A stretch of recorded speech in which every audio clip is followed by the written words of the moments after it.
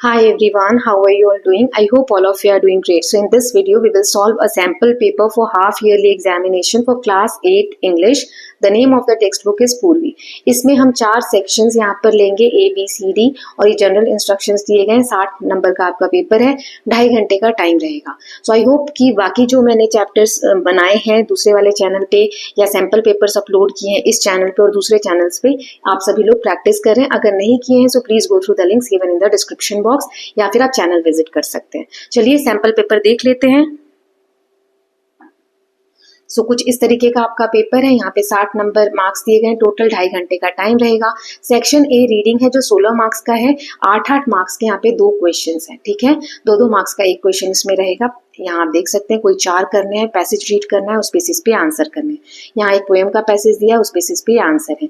Section B हमारा writing का है जिसमें 12 मार्क्स है। एक है डायरी एंट्री 6 मार्क्स का, एक है लेटर राइटिंग 6 मार्क्स का। फिर सेक्शन सी ग्रामर का है, इसमें 14 मार्क्स है। इसमें 3 क्वेश्चन है। 5वें में वर्ब फिल करना है 5 मार्क्स, 6ठे में प्रीपोजिशन फिल करना है और जो डी वाला पार्ट है वो लिटरेचर है। तो नेक्स्ट देख लेते हैं। सी में 7वां जो है इसमें सेंटेंसेस हमें कंजक्शन से ज्वाइन करने हैं और डी लिटरेचर है। लिटरेचर में जो आपकी टेक्स्ट बुक के क्वेश्चंस हैं वो दिए गए हैं और एक 9th क्वेश्चन है लॉन्ग आंसर जहां पर आपको एक स्पीच लिखनी है। तो एक एक करके सारे क्वेश्चंस देखते हैं। तो जैसे पहला क्वेश्चन यहाँ पे दिया हुआ है, read the passage carefully and question का आंसर करना है। Tenaliram known for his wit once solve a serious quarrel in king Krishnadev Rai's court and nothing more than a clever remark. When the king was upset because his queen had yawned during the recitation of his poem, Rama compared it to sowing seeds while yawning. His humor made the king realize his mistake and the quarrel was resolved. Wit, therefore, is not just a source of laughter but also a tool to bring peace and wisdom in different situations. So, wit जो हंसी मजाक होता है वो एक सिर्फ हंसने का तरीका नहीं है बल्कि शांति बनाए रखने में एक समझदारी का भी डिफिकल्ट सिचुएशन में एक सहारा बनता है। Then why was king upset with the queen? King जो था, राजा जो था ये कृष्णदेव राय, ये अपनी रानी से क्यों परेशान हुआ, उदास हुआ? तो इसके आंसर्स मैंने सबके लिख दिए हैं यहाँ पर। Let me change the colour. Yes. So king was upset because queen yawned while he was reciting a poem. जब वो पोएम रिसाइट कर रहा था, पोएम रीड कर रहा था, तो जो रानी थी उसने उबासी ले ली, इसलिए राजा को बुरा लगा। Okay. Now second is what clever example did Tenali Ram use to explain yawning? Yawning मतलब जो उबासी ली रानी ने, तो उसको किस एक चालाक तरीके से तेनालीराम ने समझाया? राम ने कंपेयर किया।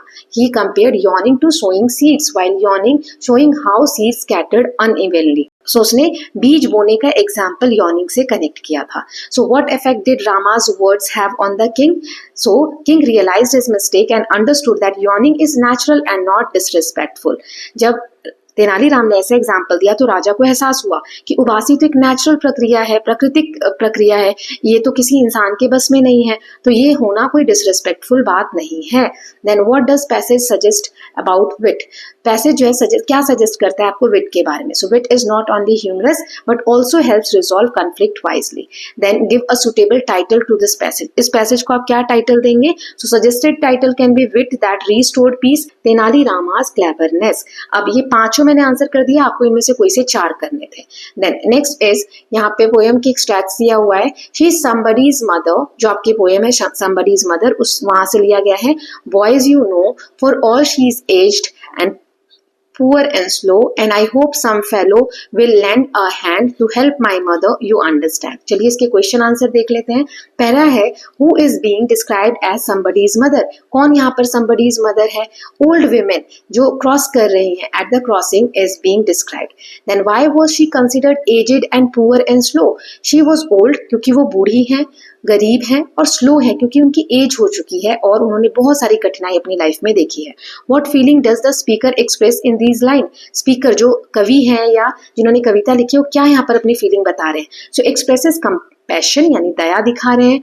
Hopes others would help his mother too, वो ऐसी कंपैशन यानी दया की भावना रख रहे हैं और उम्मीद कर रहे हैं कि उनकी मम्मी की भी कोई मदद करेगा।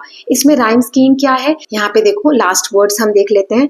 No, slow, hand, and. तो यहाँ पर ए ये दोनों मैच हो रहे हैं, बी ये दोनों मैच हो रहे हैं, है ना। तो यहाँ पे AABB इसका राइमिंग स्कीम हो गया।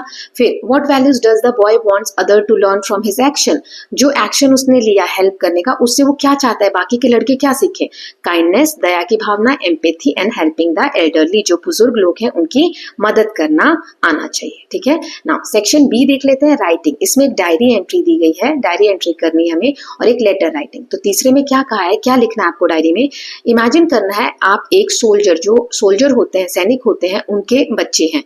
Right a diary entry expressing your pride and emotion after hearing the story of Major Somnath Sharma's bravery in Battle of Badgam। So Somnath Sharma की जो ब्रेवरी, बहादुरी की हमने कहानी पढ़ी, वो सुनने के बाद आप कितना प्राउड फील कर रहे हैं कि आप भी एक सोल्जर, सैनिक के बच्चे हैं। तो यहाँ पर आप अपने हिसाब से लिख सकते हैं, मैंने एग्जाम्पल दिया है। जैसे यहाँ पहले तो डेट लिखते हैं डायरी एंट्री में, फिर डे लिखते हैं कौन सा है, dear diary, today I learned about bravery of major Somnath Sharma in the battle of Budgam and my heart is filled with pride. मेरा जो दिल है वो गर्व से फूला जा रहा है, या फिर मैं बहुत गर्व महसूस कर रहा हूँ। Even though he was injured he chose to fight with his man and refuse to withdraw.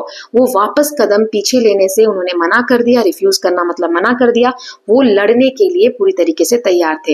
His word, उन्होंने जो कहा, I shall not withdraw an inch, echo in my mind and inspire me to be courageous in life। उनके जो शब्द थे कि मैं एक इंच भी पीछे नहीं हटूंगा, ये मेरे मन में गूंज रहे हैं और मुझे लाइफ में कुछ करेजियस करने के लिए इंस्पायर कर रहे हैं। एज अ सोल्जर चाइल्ड, क्योंकि मैं एक सैनिक का बेटा हूँ या बेटी हूँ, I feel deeply connected to his sacrifice, उनके सेक्रीफाइस से मैं बहुत ज्यादा कनेक्टेड हूँ।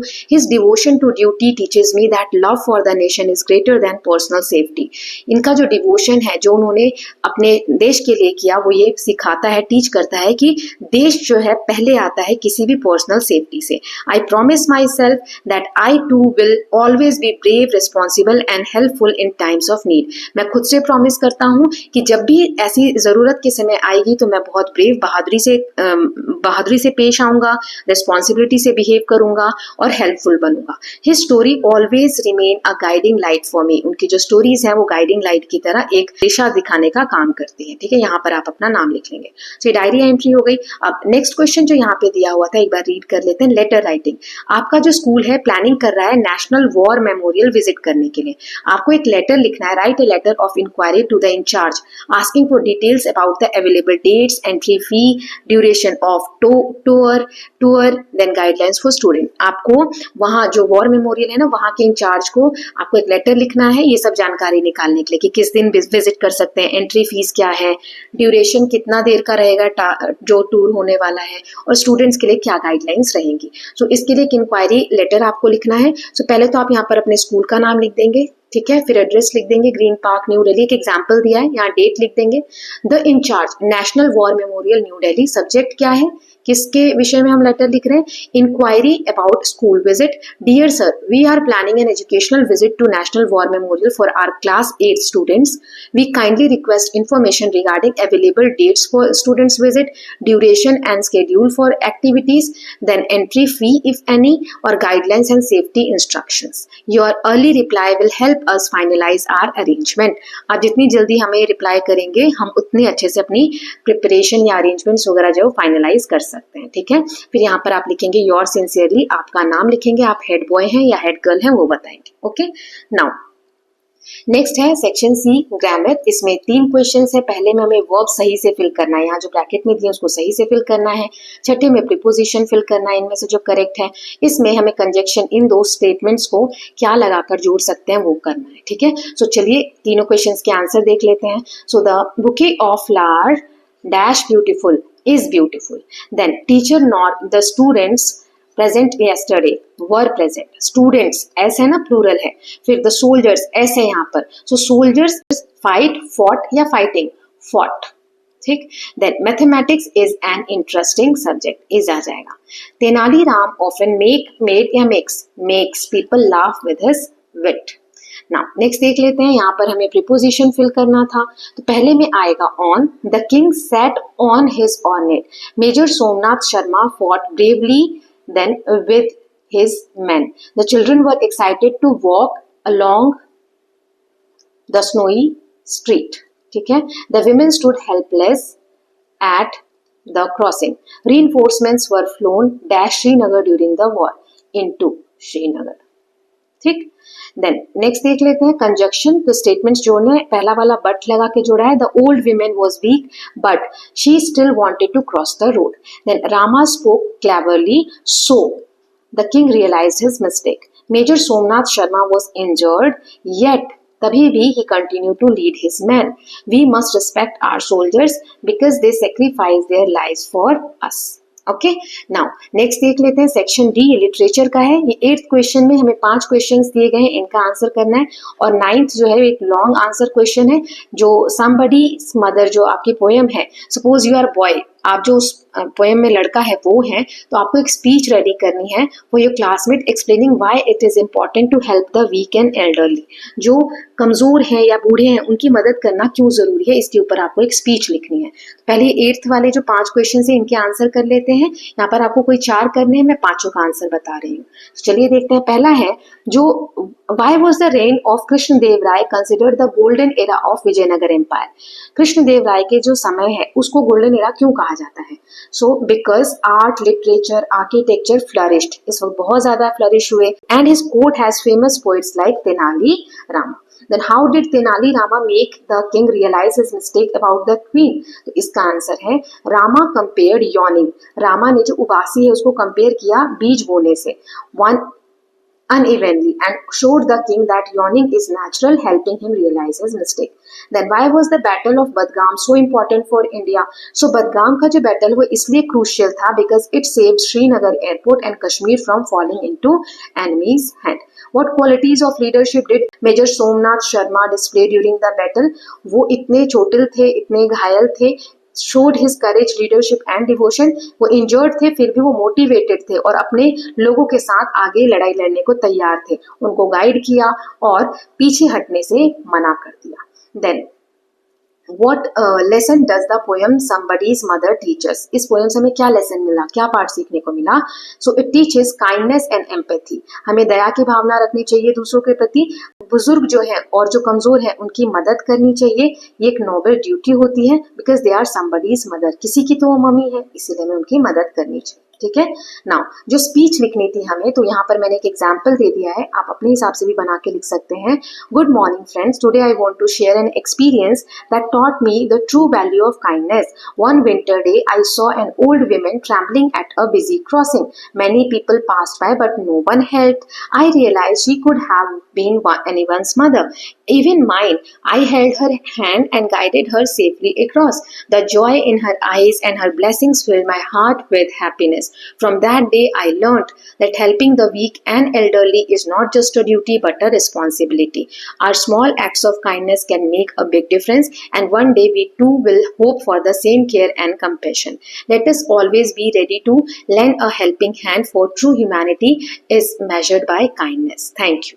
जो स्पीच में हमने शुरू में बताया कि जो उनका एक्सपीरियंस है कि कैसे वो एक ठंड का दिन था, एक बूढ़ी औरत जो है वो रोड क्रॉस करने की कोशिश कर रही थी, उनकी कोई मदद नहीं कर रहा था। फिर उसने रियलाइज किया, जो भी स्पीच बोल रहा उसने रियलाइज किया कि वो किसी की मम्मी हो सकती है, हो सकता है उसकी ही मम्मी हो, इसीलिए उसने अपना हाथ बढ़ाया और मदद की। सो इससे उनकी खुशी जो थी आंखों में वो बहुत ज्यादा थी, जिसकी वजह से उनका दिल खुशी से भर गया।